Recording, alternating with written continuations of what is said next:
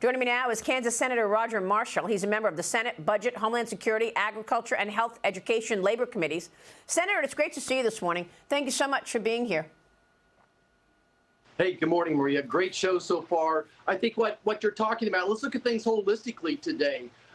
This is an incompetent Biden-Harris administration. And what we're seeing here is Secretary Mayorkas being contraindicated by FEMA and trying to blame their disastrous response on money.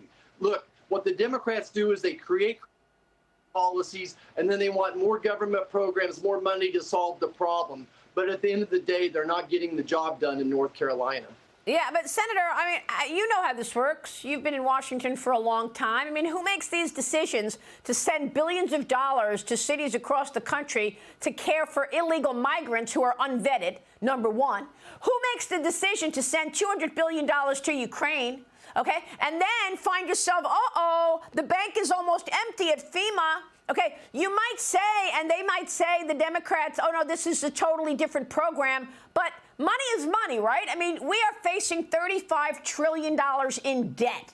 Okay, and that's a holistic number, to use a Kamala Harris word, $35 trillion in debt. So who makes the decisions to send the billions to care for illegal migrants and leave us so vulnerable when people have lost everything in the Carolinas?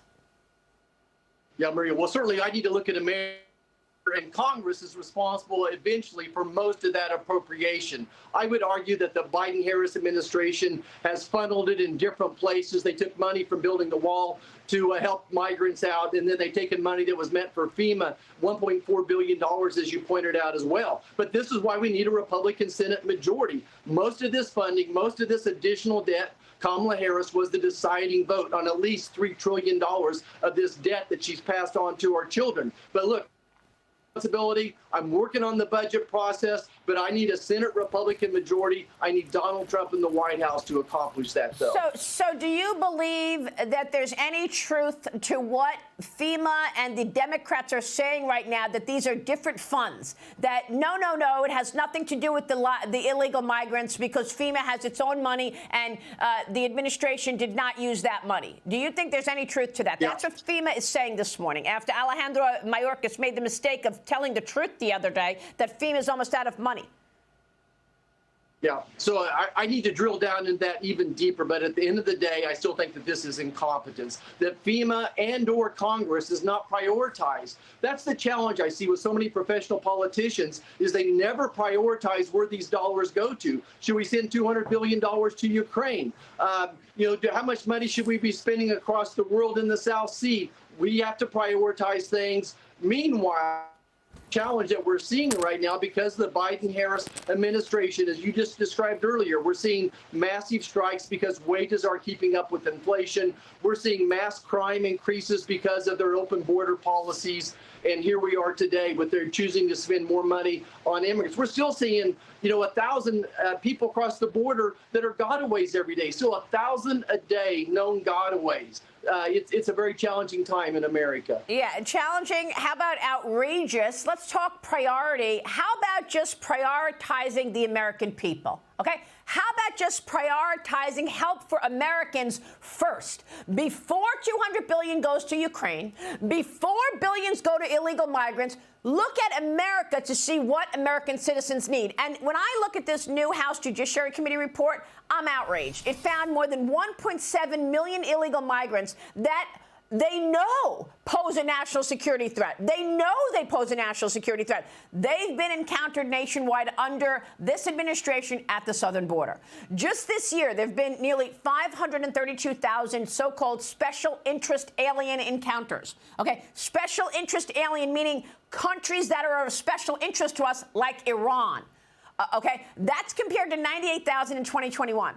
New Immigrations and Customs Enforcement data, meanwhile, reveals that as of July, there were more than 425,000 illegal migrants, convicted criminals, released into the U.S. They're living outside of ICE detention. Of that number, 13,000 of them were convicted of murder. 15,000 of them were convicted of sexual assault. Senator, come on. You've joined Senator Joni Ernst's bill, the Be Gone Act, to expedite the deportation of these illegals convicted of sexual assault and aggravated sexual violence. Have your Democrats colleagues joined you in this effort?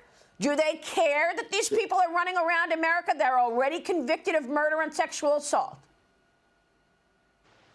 Well, Maria, the Democrats don't want to bring attention that Kamala's holistic approach to securing the border is not working, that her open border policies have led to huge national security threats. And I still think, even though inflation is horrible, the biggest emotional issue going into this election is, is your family safe and secure right now? And I can tell you, even in the heartland in Kansas, people don't feel safe anymore.